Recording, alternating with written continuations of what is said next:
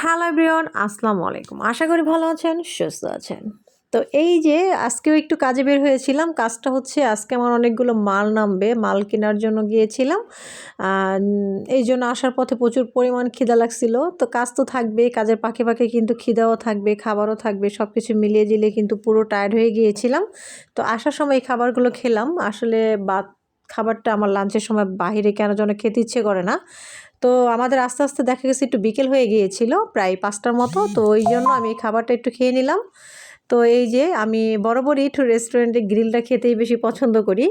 তো এই তো খাবারের পর একটু দই খেয়ে নিলাম। দই খাওয়ার পর এখানকার দইটা আমার খুব ভাল লাগে। তারপর একটু চা খেলাম। চা খাওয়ার পর দেন বাসায় আসার পথে এই যে আপেলটা আমার এত বেশি পছন্দ, এই কালার আপেলটা কি বলবো, আমার খুবই ভালো লাগে এই কালার আপেলটা। আমার অনেক বেশি পছন্দ। এটা হচ্ছে কাশ্মীরি আপেল। এটার দামও একটু বেশি।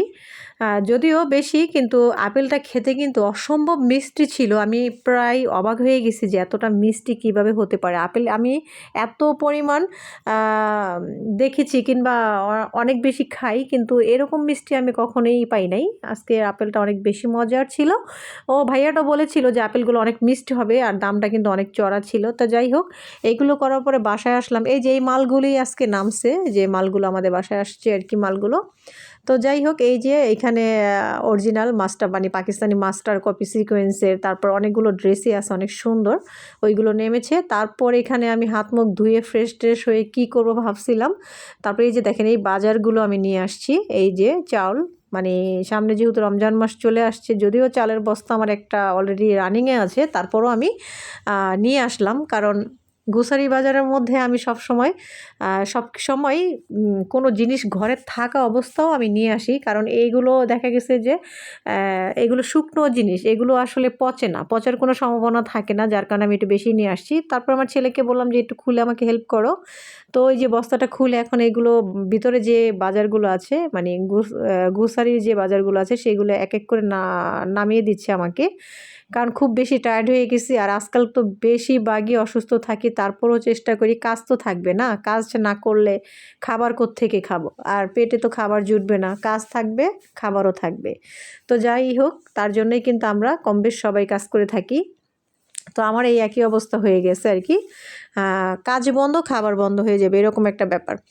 তো যাই হোক, এই যে এগুলো আমি একটু নিয়ে আসছি। নিয়ে আসার পরে এগুলো এখন গুছিয়ে রাখবো। দুধ বেসিক্যালি আমার খুব বেশি আগেই শেষ হয়, কারণ আমি যেহেতু চা খাই কন্টিনিউ, আর কফিটাও চলতেছে, এই জন্য দুধটা বেশি লাগে। 4 প্যাকেট নিয়ে আসছিলাম। তো 4 প্যাকেটের মধ্যে হয়তো আমার বেশি দিন যাবে না, 1 মাসের মধ্যেই হয়তো দেখা গেছে শেষ হয়ে যাবে। 1 মাসও যাবে কিনা জানি না। তো যাই হোক, এইগুলো সব কিছু বের করে দিচ্ছে। এগুলো আসলে খুব প্রয়োজনীয় জিনিস। আর সবসময় আমি চেষ্টা করি মাসকামারি বাজারটা করে ফেলার জন্য।